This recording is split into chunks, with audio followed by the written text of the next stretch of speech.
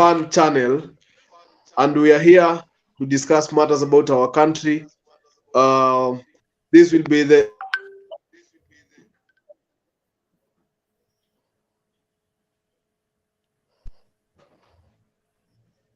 It is still scheduled.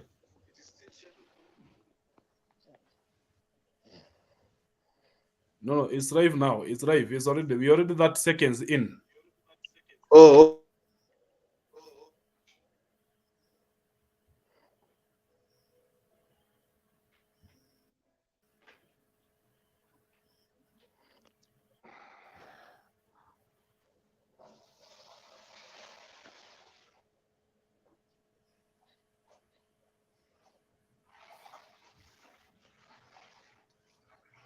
We have a problem with network on your side, Jeff.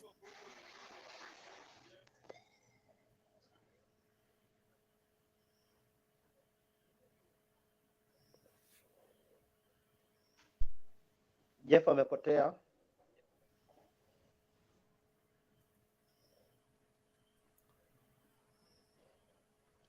Jeff?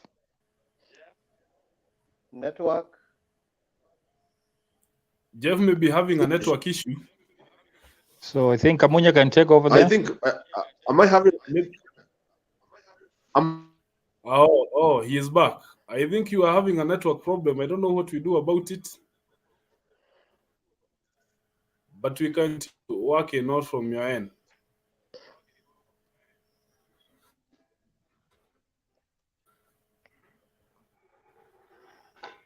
In the meantime, I think Kamunya, you can take over there. Kamunya. Oh, in the meantime, I think we can continue. I think I would take this chance to welcome you all into this conversation. This is a conversation we are having every day, and we hope to get the most out of it. So thank you. I have our guest. We have Honorable Kagai. We also have Honorable James Diba. I think this one is from Ziwani. Honorable Kagai is from Lower Savannah. So some of Lower Savannah, is it? Am I correct? Yeah, in Embakasi East Republic. Oh wow! That must be put very clear. So I hope now we will be able to continue. We are having the topics for discussion for today. To start, we want to focus on the 1 man, 1 vote, 1 shilling. You know, this is a topic that has been very dear to the Jubilee Party, and wherever it is being discussed, we want people and ourselves to understand more. So I'll give the floor to Honorable Kagai, then I'll go to Honorable Diba, and you may just give us your views on one of this topic, because it is one of the critical issues that we have to deal with. Thank you, Honorable Kamunya. First of all, I want to appreciate the team for their steadfast and committed efforts towards getting a platform whereby we can converse and discuss as young people of this nation in this political space. So congratulations, Mr. Jeff and Kamunya, for hosting us today. I have been watching and following your shows throughout the weeks, and you guys have been doing a good thing. Surely the Red Army, the Sufuria movement, this is something that needs to reach out to get to as many people as possible. But going to today's discussion, the concept of 1 man, 1 vote, 1 shilling. It is not just a concept that is very complicated. To me personally, I think in the Kenyan state of economy and politics, these two things are joined at the hip. That's why you hear 1 man who votes must get 1 shilling. That is the basic concept of it. It goes by ensuring that resources are shared depending on the population of the people. You realize there are areas whereby there is big population but less funding for development and disenfranchising those people in terms of medical access, in terms of justice access to justice, in terms of access to education, access to infrastructure like roads and everything. So when money is not shared or revenue is not shared, depending on the amount the population of a region, it means that more people who consume more services, if they are given less resources, they are prone to poverty tendencies. You look at a place like, for example, in Nairobi. Nairobi, people may think because it is the capital city, everybody lives a better life. But the poorest of this nation, surprisingly, is found in Nairobi. Because Nairobi, with almost 5 point something million people, and the amount of revenue it gets, thank you, 6 million people.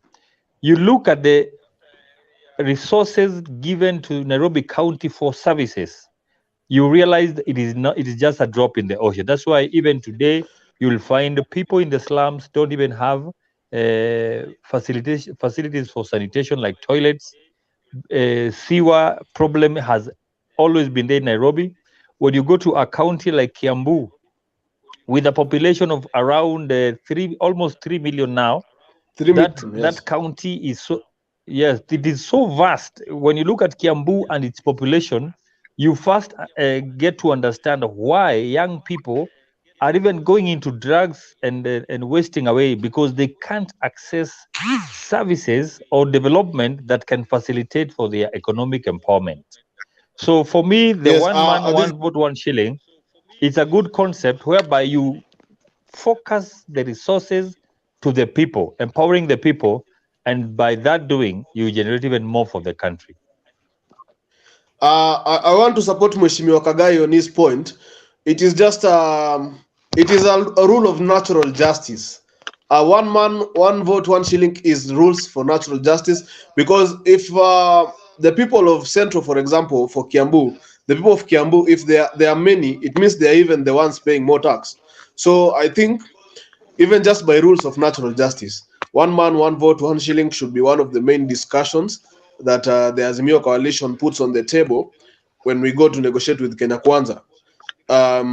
Because even just constituencies, you can see some people are massively underfunded. Because, for example, a constituency like Ruiru, where I know very well, the CDF is not the same, like, for example, a constituency in Samburu County, where a CDF is the same, but the MP is giving to 12 people or let's say 200 people. And you find in a constituency like Ruiru, the member of parliament has thousands of people who are hoping that the MP can be able to provide CDF. So I support that one. I think that is.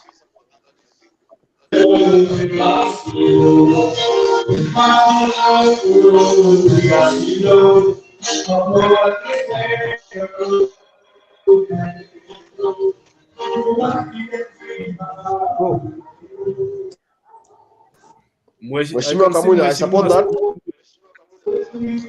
I see Mheshimiwa Stano coming in. If you can mute your mic.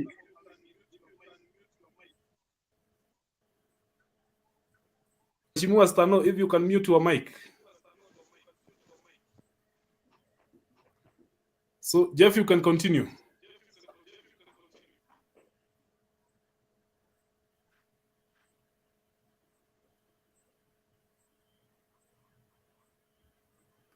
Today, so I think that is part of why kuna kashida kadogo.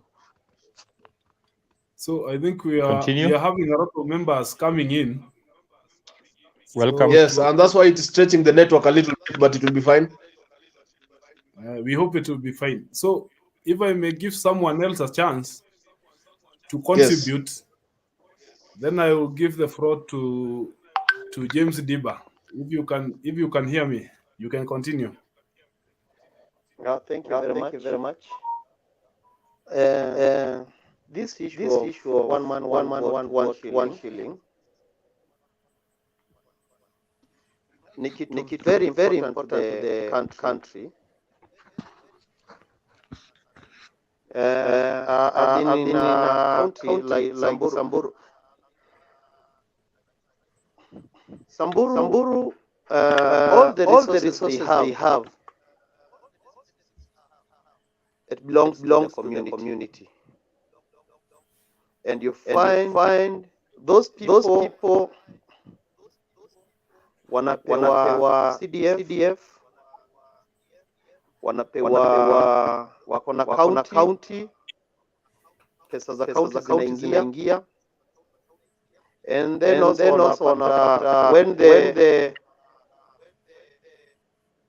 wakati wanagawa pesa za the country kigawa pesa, bado pia wanapata.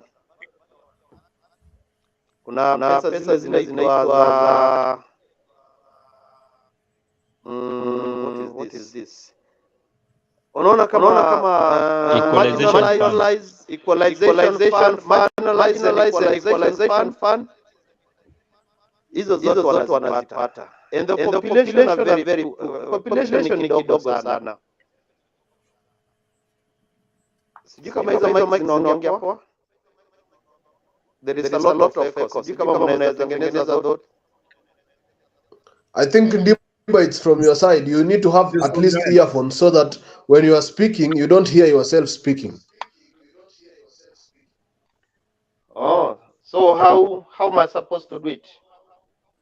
You're supposed to have at least earphones so that you can continue. We can hear you. We can hear you now. We can hear you now. If you may continue. We can hear you. Okay. So those people, our watu, hello, pesa zao ni mingi sana, but for us like people of Mount Kenya, I think we have an issue with your mic. I don't know whether you attend to it, then you come back. Kwa wengi lakini hakuna pesa inatusaidia. I'll give you a chance. Your mic is having an issue. His mic is having an issue. Give him a chance again later. Hello. So you'll come in later. You'll come in later. Or can you go? Can you go then? I hear.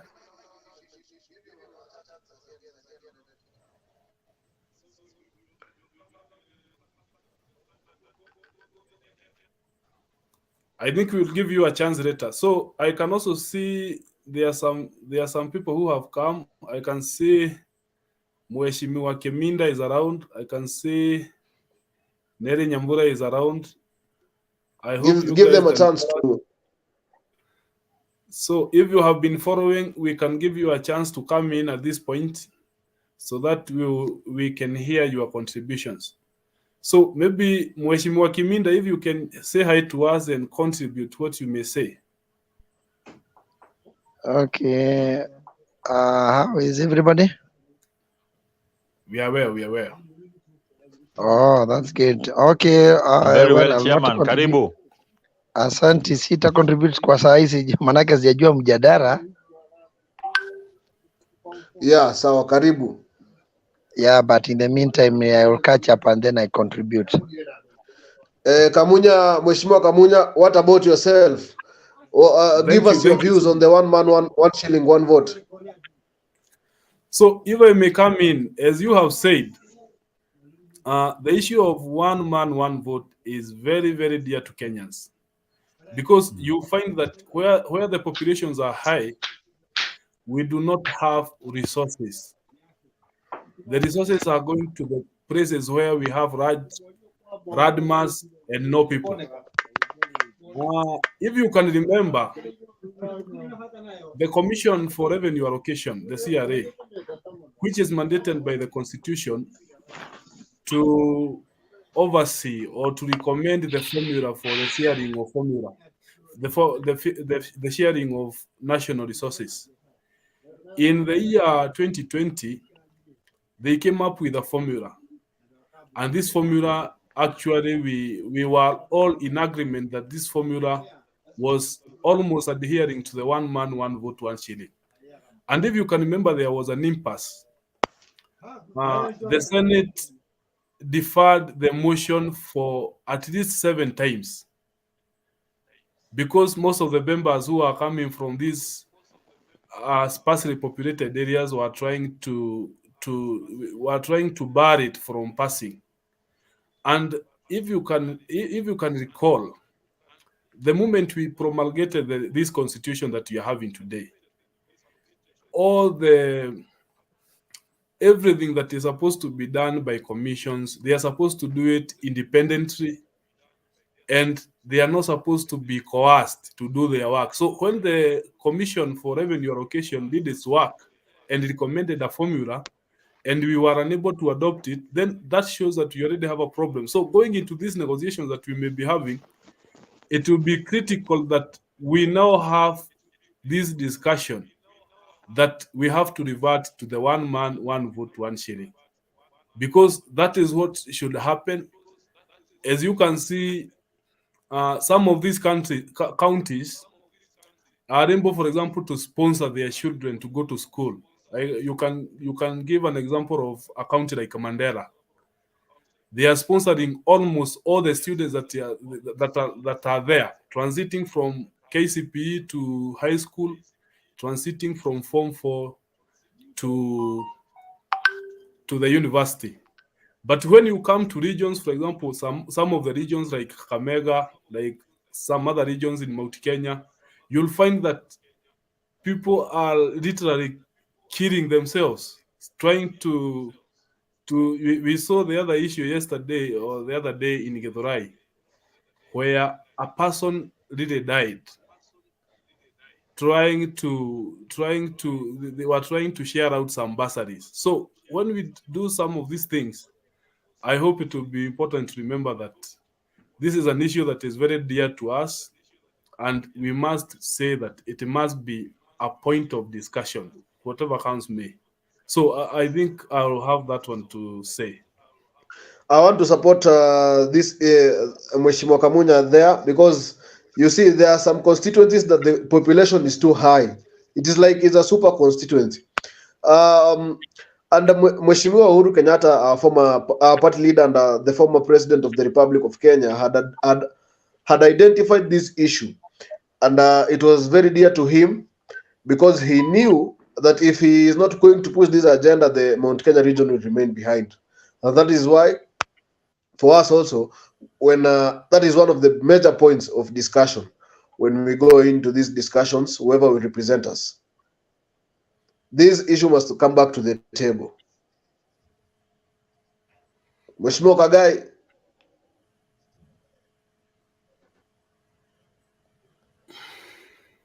talk to us, Mheshimiwa Kagai. Conclude for us.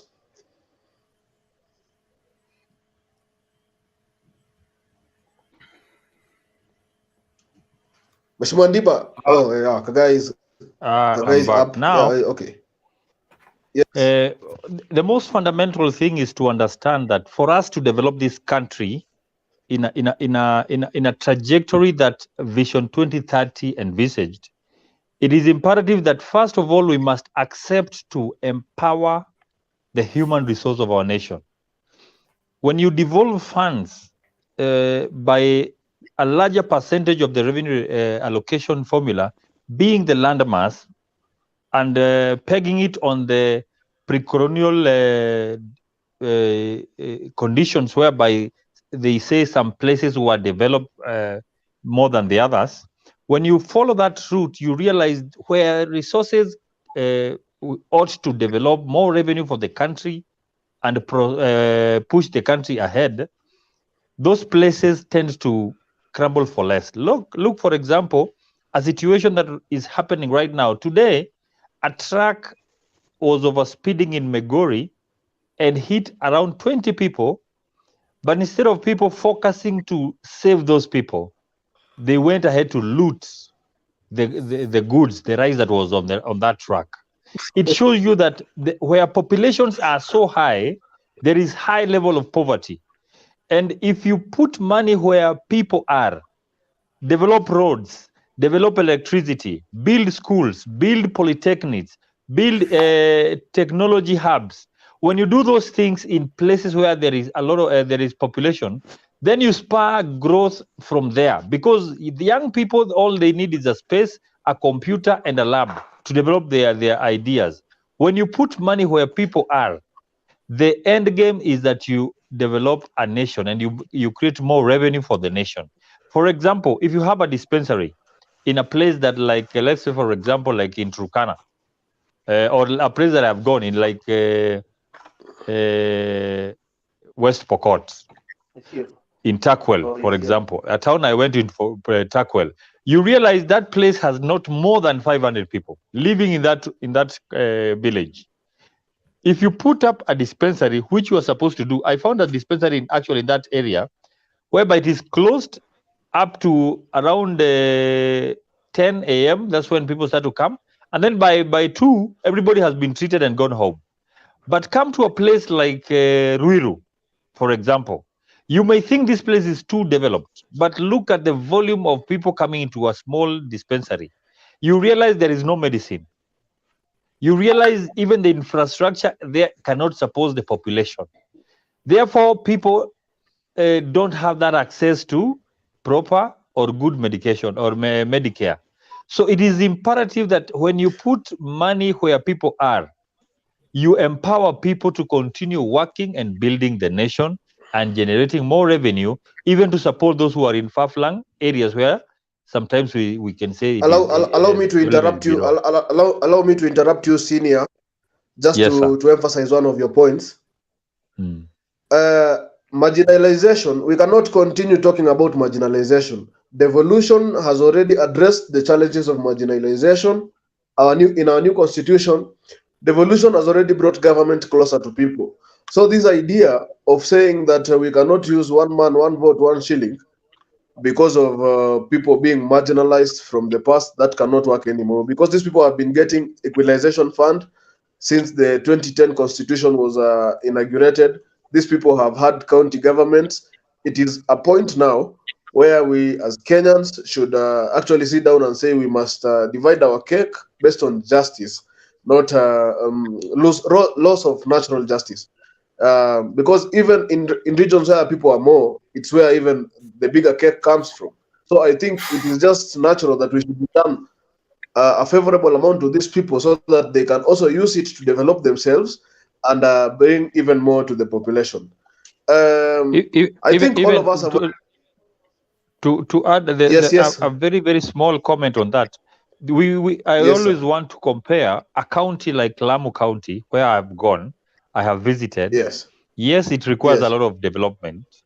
But look at the amount of money given to that county, where it is about 200,000 population. And then when you come to a constituency like Naivasha, with 300,000 people, a constituency. You look at a constituency like Ruiru, a constituency with 400,000. You look, that is a county being given around 9 billion Kenya shillings, and a constituency only receiving 130 million. That is whereby now the convention needs to be.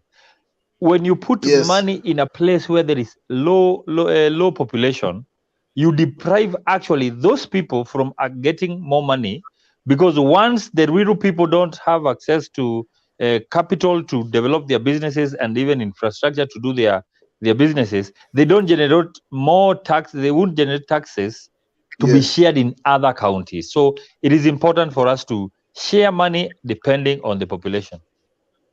Yes, now that all of us have contributed on this topic, I would like us to go into another topic because of time, guys, because we have under like 20-30 minutes to complete the show. So, guys, the next topic I would like us to talk about is the state of the Kenyan economy.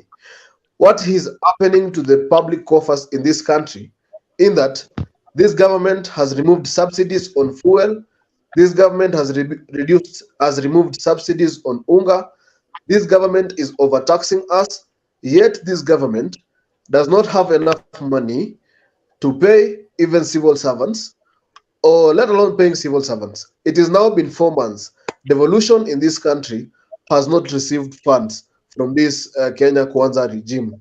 Where is our country going, guys? And this one I want to start with you, Mheshimiwa Ndiba. I'll give you a chance. I hope you have rectified your mic for the sanity of our ears. Talk to us. What is happening to our economy? I think this country has a big problem. And that problem is the thief that we have in the country. The first thief is the president and his deputy. I want to remind you that on the first day of Maandamano, they say that this country loses 2 billion. And I want to count from the first month when they got into the power, how much money do the country have? When you find that the country doesn't have something, hiyo ni uongo. They lied to us because Kumaanisha wanakula pesa yetu. 2 billion a day for 6 months, we should see ni nini inafanyika kwa hizo pesa. Yes, sir. So the country iko na shida because tuko na waizi. Number 2, the driver. Very plain. The driver wa hii gari, the wheelbarrow anakaaga nyuma. Sasa ataona mbele kunakaa namna gani? The problem ni kuiba tu, anaendelea kuiba. So hiyo ndio shida tuko nayo kwa hii nchi. Sawa sawa, Mheshimiwa Ndiba. It is a big problem. I heard that sawa sawa, Mheshimiwa Ndiba hawajalipwa. Governors hawajalipwa. KBC people hawajalipwa. And I can urge them to come to join maandamano. Tuendelee kwa maandamano. Mheshimiwa Kamunya, let me give you the floor as well. Tusikie maoni yako kwa hiyo. Thank you very much. I think the debate is getting interesting. Yes. Mheshimiwa Ndiba has been no holds barred. He is coming in very strongly. Yes. Then I can see someone else opportunity also will have a chance to contribution. Yes. So, if I may come in briefly on the state of the economy. Yes. First things first. We are all cognizant of the fact that this government has been collecting taxes.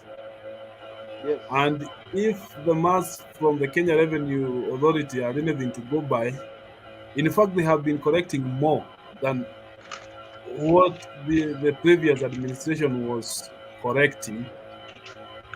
Yes. If you compare the two. The other thing you also need to understand is that in the month of February, March, if I may remember, the newspaper headlines were shouting on how agencies like State House, the Office of the Deputy President, they had actually exceeded the budgets for 1 year. And they were applying for supplementary budget for them to be added money. So it is not that they do not have the money. The money is there. The problem is how are they using this money?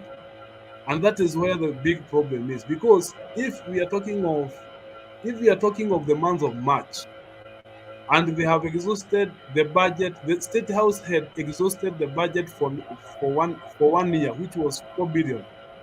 And they were requesting for and it was only 6 months. They had exceeded the amount of 4 billion. They were actually going to 8.56 billion. So that was double the amount that was allocated. And then they were coming in to request for more funds for them to be able to continue with their operations in State House. And that is State House alone. Yeah. You also come to realize that most of these ministries, for example, the Trade Ministry that is headed by Moses Kuria, they have been making international trips even more than the foreign ministry have been doing. And when they are doing this, they go with very huge delegations. They carry all the concubines, so many of them. These are, I would say, that most of it's just for Asia. But at the end of the day, they are consuming public funds. They are consuming money from the taxpayers. So what do you expect? When now they come now to tell us we cannot pay employees. That goes without saying. This is what they have been doing. And that is why we are saying, and I support the reign of Azimio, that this is a government that is not supposed to be there. So I this is where I want to bring in Mheshimiwa Kagai kidogo. And Mheshimiwa Kagai, just before you come in, Mheshimiwa Opio Wandayi, who is the minority leader in the National Assembly, has called for an audit on a public account, starting with the Kenya Revenue Authority, going to other agencies of government. I want you just to take that angle as you take over to speak to us on this matter of the economy.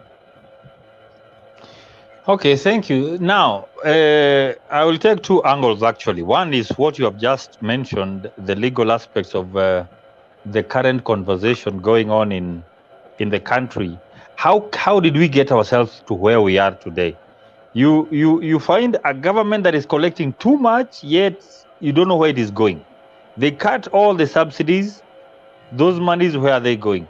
They have added taxes from first. I bought my token for 500 shillings instead of getting previously 22, then 19. Now I'm getting 15 tokens for 500 shillings.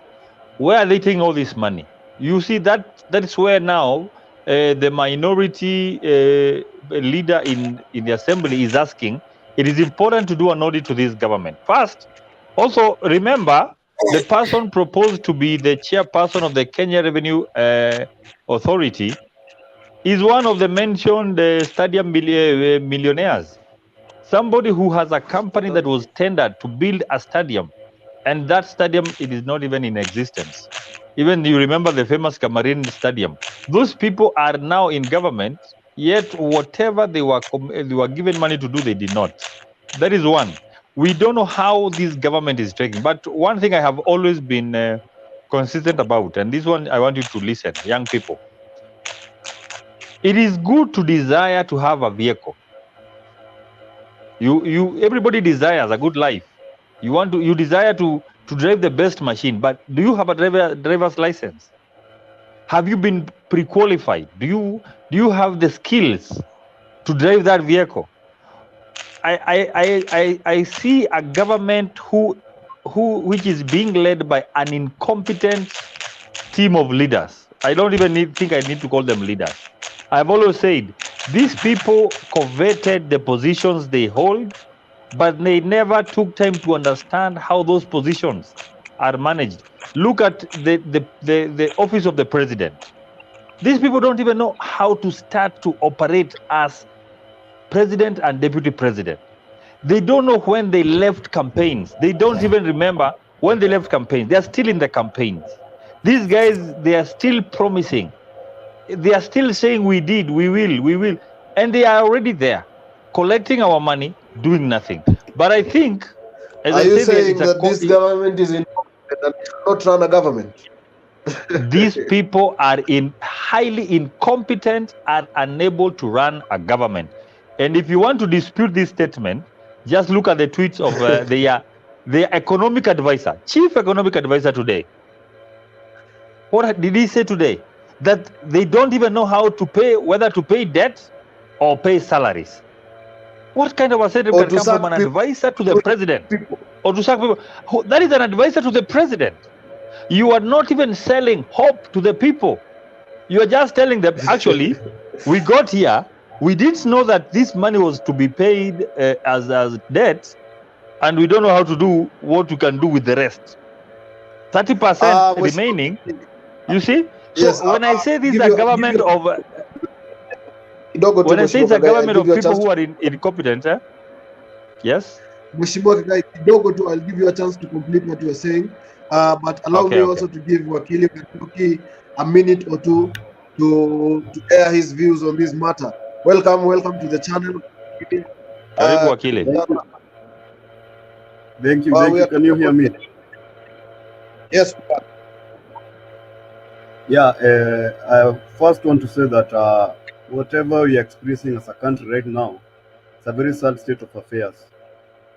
Because when you look like a country like Sri Lanka, this is how whatever happened in Sri Lanka started. It reached a point where the government could not be able to pay even the civil servants and the police officers. The next thing the people did was to invade the state house, and they took over the country. In Kenya right now, what I can say, with this Kenya Kwanza government, it's a process where a young man approaches a woman to be the girlfriend or the wife with so many promises. But the man does not know, has no means to keep the woman. You know, there's one thing getting a woman and keeping a woman. Now, Yes. the government was able to get the woman, but cannot be able to sustain the woman through the promises they made during the campaign. And now the woman is telling Yes. them that the other man I had before, who is our party leader, President Uhuru Kenyatta, was able to give me my Yes. tight jeans, a good shirt, and now they are coming with stories. Don't compare me with the other man. The other man brought me to you when you had nothing. So whatever you're expressing as a country is a very sad state of affairs, and to reclaim our economy is to put the government on its toes, is to deceive every lie that they are saying. Every lie that they are saying about the empty coffers, we have to deceive those lies, because we as a party, as a Jubilee Party, we are the former ruling party, and we have so much knowledge about the state of economy, and we should use our position to stand our ground and to make sure that the woman who was taken away from us gets the truth, and we reclaim our economy. Asante sana, Bwana Moderator. Yes. That was a proper contribution, Wakili. We really appreciate that. You will still have another chance to say something.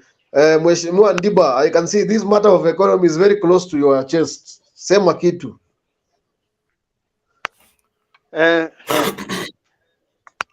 Tuko na shida kubwa sana, and that problem lies to the president of this country. As Kamunya says, by the end of March, State House ilikuwa imetumia pesa zote, mpaka ilikuwa ina request waweze kuongezewa a lot of money ndio waendelee kuiba. So it is a big problem, and it is a shame for us, because the president ni mwizi. So sijui tutaendelea wapi, I don't know. Tuko na problem because all those people wanatuibia. If you look at the tax zile wana collect to the people of this country, it is a lot of money. Sahi, today I was in Mbagathi Hospital. I've seen that pesa yote inapitia kwa mtandao. That means KRA wanapata pesa yao. So when they say ati hakuna pesa, I wonder how. I wonder, because all those people zina collectua, they are all a lot of money. And I want to remind you this. The first Maandamano day, the deputy president was in Mombasa. Na alituambia 2 billion zime lost because of maandamano. Can we do a small calculation of 6 months? It has how many days? 1 month has 30 days. So 6, that is 30 times 6. 6. Let me help you with this mathematics, my senior. Multiply by 2. Mheshimiwa, let me help you with this mathematics. According to official government records from Parliament, this government collects about 7 billion shillings in taxes per day. That is according to the Hansard, according to about 7 billion shillings a day averagely. That's what Kenya collects. Yes. According to the last documents in Parliament. Okay. Yes. That is a lot of money. So you cannot tell us that the coffers are empty. You cannot tell So us in short, that. they are it. Yes.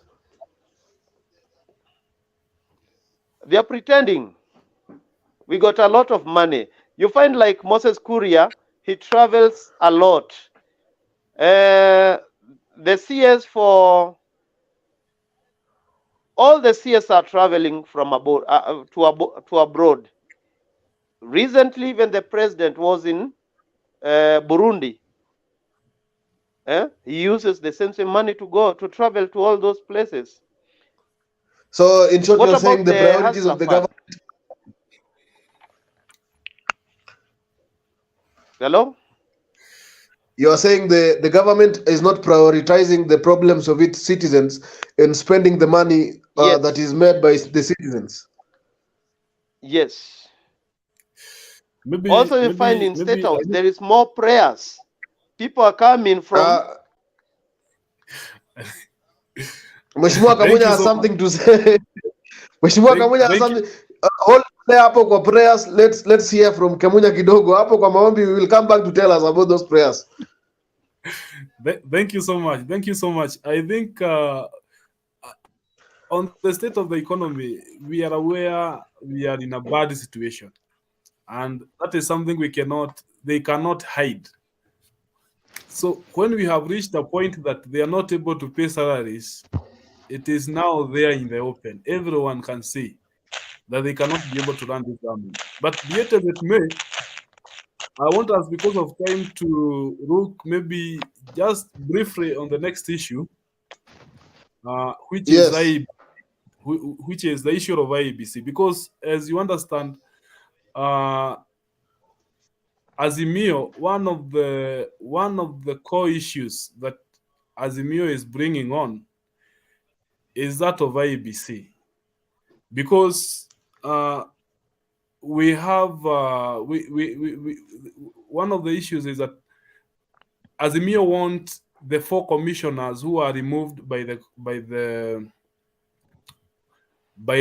committee that was set up by President by Dr. William Ruto. You find that Azimio wants the restatement of those 4 commissioners. I don't know what would be your view. Maybe this is something. Let us start with Mheshimiwa Kagai on this. If you have something to say, Mheshimiwa Kagai, on the matter of IEBC. Okay, right now, the thorn in the flesh has been the credibility of elections. I will start at a few steps ago behind. When you look at the people who voted vis-a-vis the people who registered to vote, if you remember the voter registration drive, they had set targets of about 6 million, but only got, I think, 4. Not even 4. Actually, they got very, very low turnout for people who wanted to register to vote.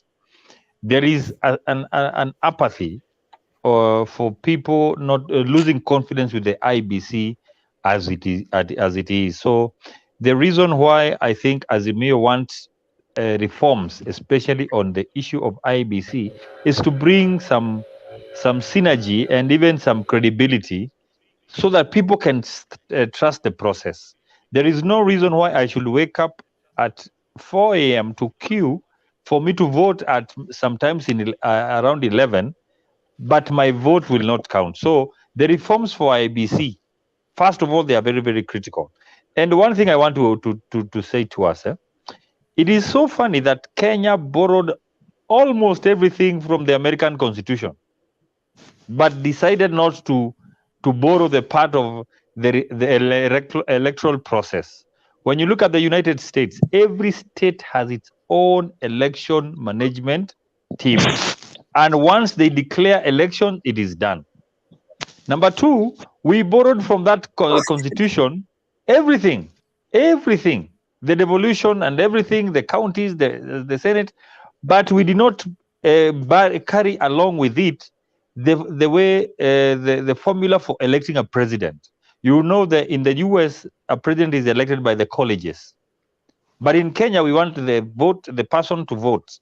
So our current constitution does not suppose our election for president, the presidential election. That is why you realize the MCA voting is okay. MP is good, up to the governor. But when we come to the presidential vote, it is where everything inazambaratika. Because this constitution does not support the kind of election that we do when we are electing our president. It is either we choose, once we are done with the MPs can go to parliament and now elect the president. We can choose that. We can create colleges among the counties so that every president can know, I have 1 college, 2 colleges, I need to fight for these colleges. If we don't do that, then no time we will ever have an election that is credible in this country. That is why you realize the Azimio are saying, can we first devolve the IEBC? Let us devolve it. When we devolve it, every county has its own electoral commission system. And it doesn't have to be permanent staff. That is what I know. It doesn't. These are people who can have a secretariat that calls upon the commission at one time or another. Right now, the reason why I also support the Azimio's push to recall the 4. The 4 were forced to resign because they could not go through a humiliating process that is already biased.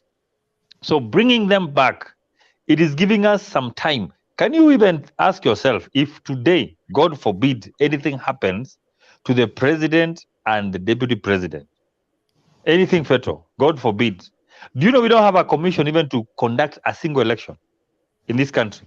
As we speak right now, we have a by-election in Banisa, but we cannot even conduct, no one can call the election. If this thing continues like this for a year or 2 years, what if by any chance there is a by-election? There is even an MP who the courts declared elected, not because he was validly elected, but because even if they could have declared the seat vacant, nobody could have conducted the election. So it is so urgent that IEBC must be reconstituted, the 4 must be recalled. Let us be looking for the chairperson, but at least we have the 4 who can give us quorum in case we have a by-election at any time. And now when we go to the dialogue, let us discuss about every county having its own electoral management system. Hii kelele ya kuchaguanga MCA, MP na iko sawa, but ikifika president lazima mambo ikuje bomas. That one is a recipe for disaster at any time. We will never get it right, ever. Thank you so much. Thank you so much for your view. Wakili, you can come in at this point. Thank you, Honorable Kamunya. And I want to support Honorable Kagai's sentiments that we should have an electoral college in every county. Because the cause that we are fighting for right now as a coalition party led by Raila Odinga on electoral justice, we want a situation where in the next election, a voter can go and vote in the polling station. The vote, he casts his vote in the ballot paper, and the vote is not manipulated or altered by anyone. That's what I believe that Raila Odinga is doing on the issue of electoral justice. And in our constitution, the main reason, among the reasons why you have the new constitution, is to bring about equality and equity, which is among the national principles of governance in Article 10. And without electoral justice, there's no need of, there's no essence of national principles, because there's no reason why you can go and vote and you're not sure that your vote will be counted. And on the issue of IEBC, we should not be having a game where even before the match starts, you know that the match is already at 1-0. Your opponent is favored. So I think on this issue of IEBC, it should be constituted in a way that it gives confidence to the public that anytime they go and vote, you can go and vote, go back at home, do your things waiting for the results, knowing that no one will manipulate your results. And to support Honorable Kagai's sentiments on the issue of devolving the IEBC to counties. When you have only one person at the national level who is supposed to announce presidential results, situations are high that the person will be manipulated. But if you have 47 of them, it's not easy to manipulate 47 returning officers for the presidential seat. So on this way, this matter, I think the way to go is to reconstitute the IBC, to reinstall the Cherera form, and to devolve the IBC to counties. Asante sana.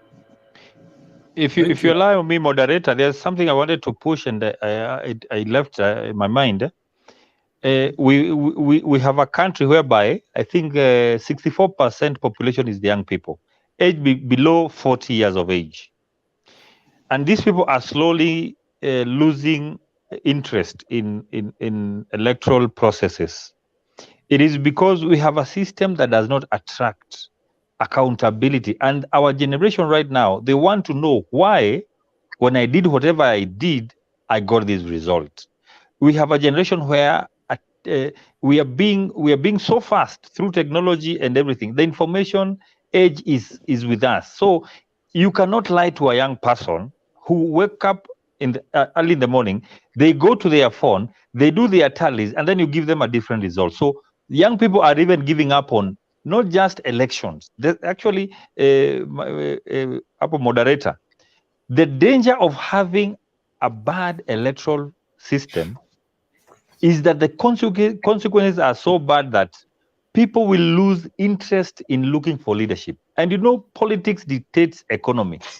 If the majority of this nation will not wake up in the morning to go and vote for the right person, then they shall be led by the wrong person. Just because the systems does not inspire trust, they do not inspire hope for anybody. So the reason why we must get reforms now, it is because the people who are driving this economy are slowly losing interest in any electoral process. If you don't wake up and go and vote for the right MCA, your sewage, your water, your roads, you will always be in a mess. But why wake up so early instead of going for my hustle? Go and elect somebody who I think is the right person, but the process will dictate another person. This is why there has to be checks and balance, an overhaul for the IBC system. And again, this thing of technology and the manual process, the only part that is technology in our election is just for identification. Our election is always manual. A returning officer must come from whichever constituency and go to Bomas to hand over hard copy papers. When the system is uploaded, Akina Joseka Mago find their way there. When they are told to open the server, they say they claim the rights. These servers will be used in elections elsewhere. When we procure services, those services are 100% belonging to us. So when we want audits, there should not be debates. Nikikutumia pesa na M-Pesa, ni simu yangu message imeingia, nafaa nikuonesha message. Si ati nikupee kipindi mingi. So one, we must get a process that will inspire the young people of this country to wake up and vote for the right people, because the leadership is no longer with the current political class. It is not. The leadership is with us, young people. And we must make sure that the person elected as the MCA, as the area MP, as the governor, as the women rep, it is not just a person who comes with a bag of money. It is somebody we can vet with our own mind and see their vision for this country. And when we go to vote for them, whether they win or not, we must know that this is the process we went to and the results are credible. If that doesn't happen, there's no reason to wake up. You find 7 million voted for one candidate, 8 million voted, 8.1 voted for Raila, 5.9 voted for Ruto, but there is a chunk of 8 million who never voted for anybody. That 8 million is the most powerful team because they made a statement. Kama Uhuru ameretire, tunaretire na yeye. Hawa wengine ni wakora. You see that mentality? So that is why I think it is so important for us to get it right at the electoral process, because the kind of leaders we get, it is the kind of economy we get. Tuliambiwa kabisa hawa ni wezi, tukawaita waizi, lakini hatukujua kumbe hawa waizi wanaanza kuiba from day one. Now wameiba hata mishahara ya wafanyikazi wao. Kinaumana. Thank you so much. I think that is we are, because of time, maybe there is just one topic I would like us to touch just a bit. I can see we have less than 6 minutes, so I think I'll give a minute and a half to each person. This topic is about Mount Kenya, because the political theater, as we are talking now, is squarely in the Mount Kenya region. That goes without saying. I don't think there is any doubt about that. So we want to see, maybe, what do we say about what is the political party of Mount Kenya? What do we, how is the politics in Mount Kenya? If I may pass this chance to Honorable Diba, we can get your views on that.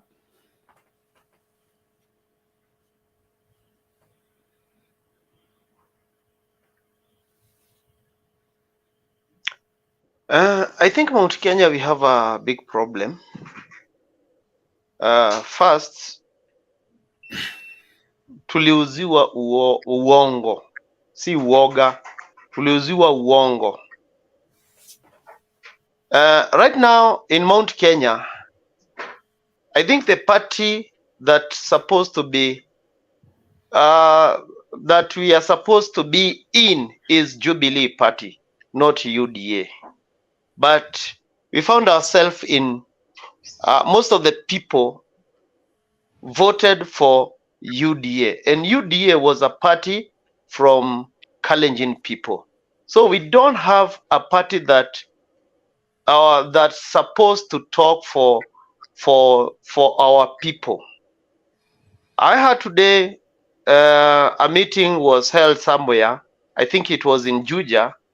The UDA people are saying that we should have something that we should be telling people, or we should be having something to table when this dialogue is going to be happening in Parliament. And the thing was 1 man, 1 vote, 1 shilling. But is this the right forum? Is UDA a good political party that we can follow? For me, it is not. So I think the best thing is we talk to our MPs, Jubilee's MPs, who are there to negotiate for us. Yes.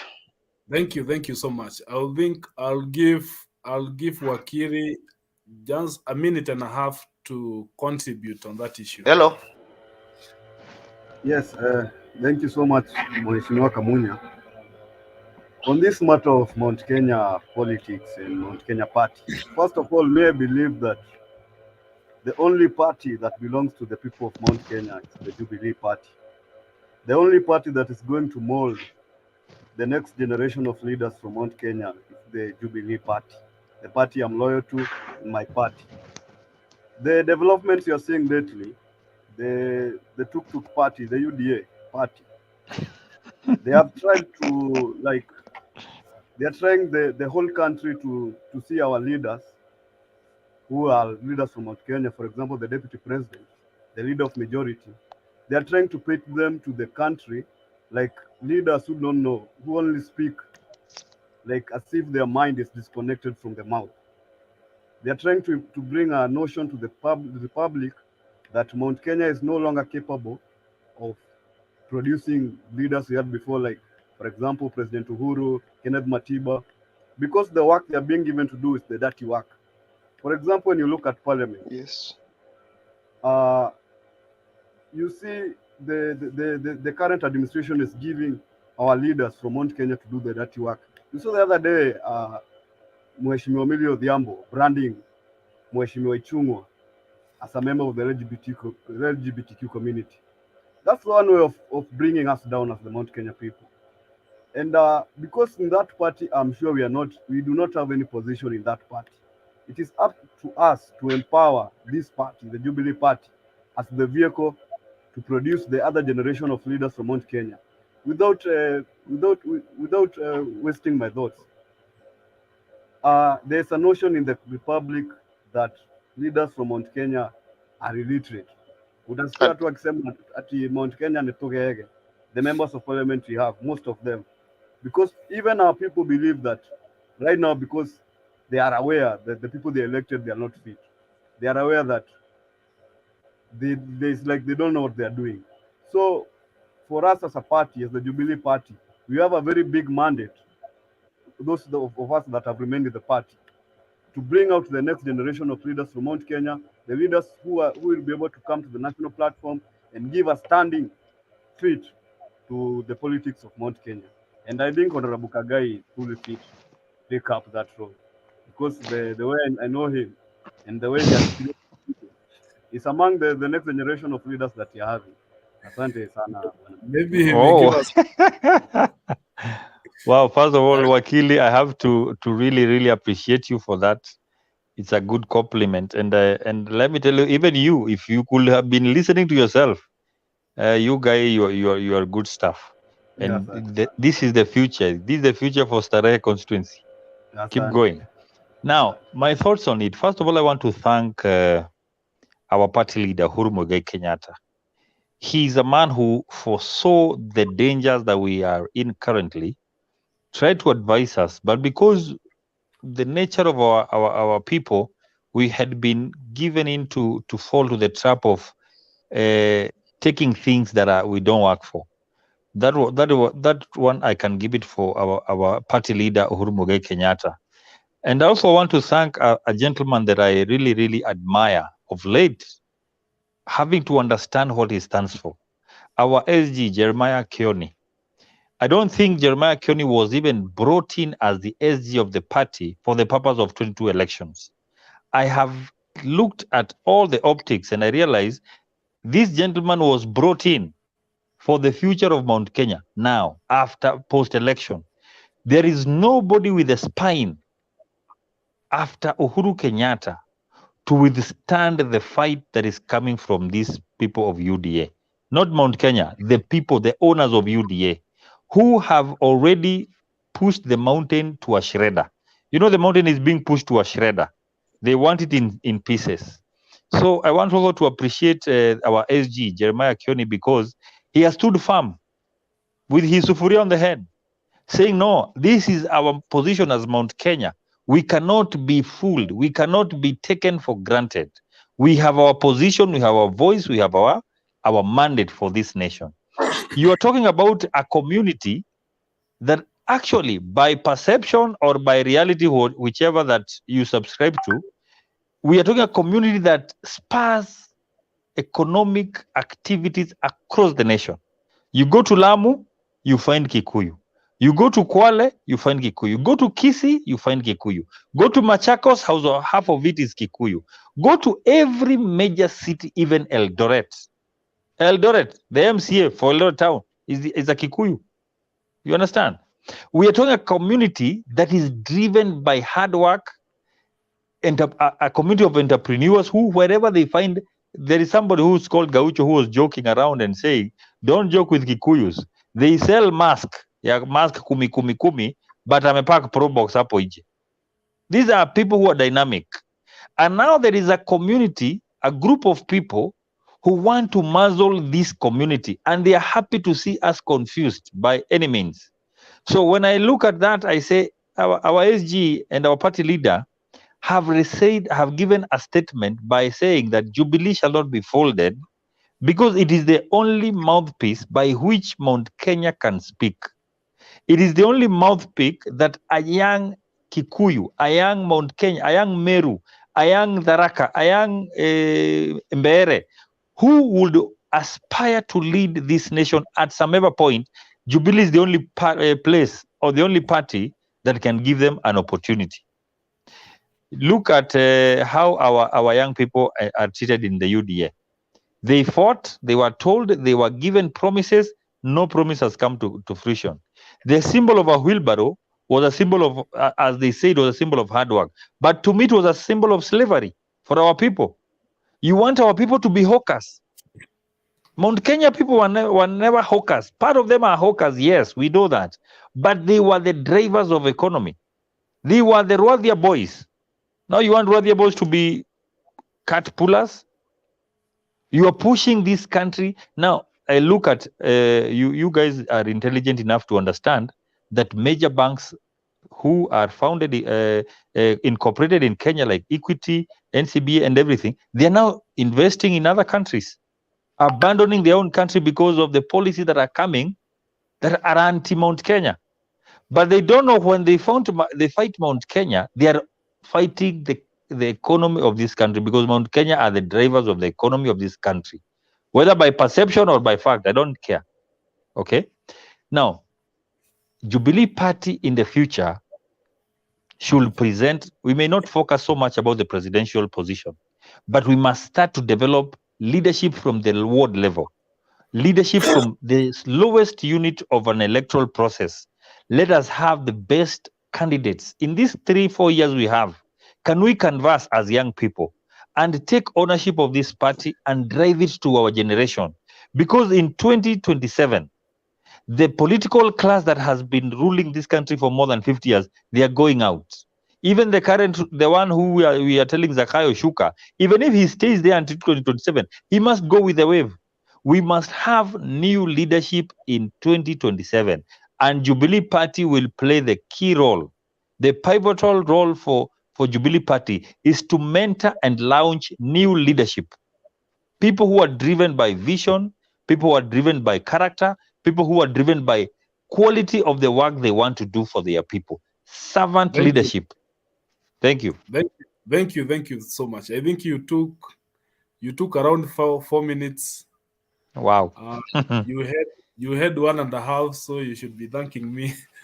Ooh, thank you, sir. Thank you. So we have a guest by the name Paul. I don't know, as we wind up, I don't know whether Paul will be, or he has run away. I think he will be available next time. So thank you so much. I think we already have, the time has gone. We may not have a lot of time. Maybe I'll just give 30 seconds or less so that you just say a goodbye. So I'll start with Diba. As we wind up the conversation.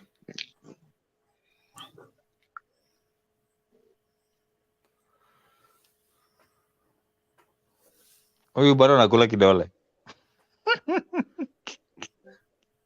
Diba, are you there?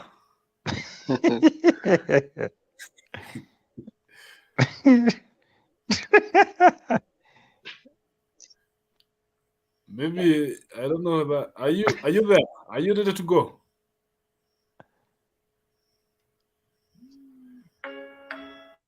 Maybe Wakili can come in.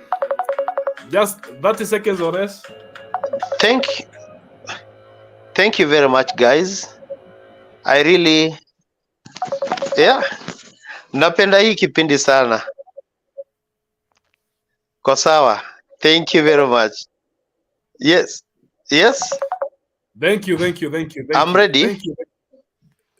Thank you. It's okay. We Hello. got you.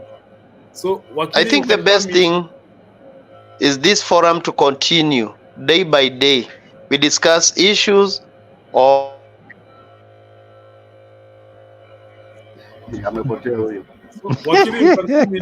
Wakili, you can come in. Yes, thank you. I'm very happy to know of the existence of this show. Naona sijachelewa iko episode 2. And my parting shot would be that I believe that leaders come from God and they are ordained by God, like our former President Uhuru Muigai Kenyatta and our party leader Raila Odinga. But there also comes a time when God gives you bad leaders as a form of punishment because of maybe bad decisions you make. So my parting shot would be that we should pray for this country, depend to God and ask Him in future or in the process that we are going to have of bipartisan talks, God to be with the team that is going to make the talk, and we come up with conclusions that will lead this country forward and for better. Asante sana. Thank you so much. So, Honorable Kagai. Yeah, thank you, Mr. Moderator, Honorable Kamunya. There is hope. My parting shot is to say there is hope. When I listen to Wakili, I can hear there is hope. When I listen at Ndiba, I can feel the country has hope. When I listen to James, my mind is filled with hope. So my parting shot is that let's keep hope alive. Let's keep this discussion going. Next episode, let us invite more people and let's make our party grow. Jubilee Party is the party of the future. It is the party of the young people. Let's be proud of it. Whatever that we want to do, let us do it. So, Bona Kamunya, thank you for your wisdom and how you took us through. Can't wait for the next one. Thank you so much. So thank you very much. I think we have come to the end of this show. Be thanking you, thanking everyone for following our conversation. We will be having this critical hour conversation every day where we will be inviting everyone who will be interested to join us to contribute in the conversations that we'll be having. I would also like to take this opportunity to ask for the support. You can follow our channel, you can subscribe to our YouTube channel, you can also like and share this conversation so that it can reach as many people as possible. So mine will be thanking everyone so much, and at this point I think we are out. Thank you so much. Thank you, sir. Good night. Asante. Good night everyone.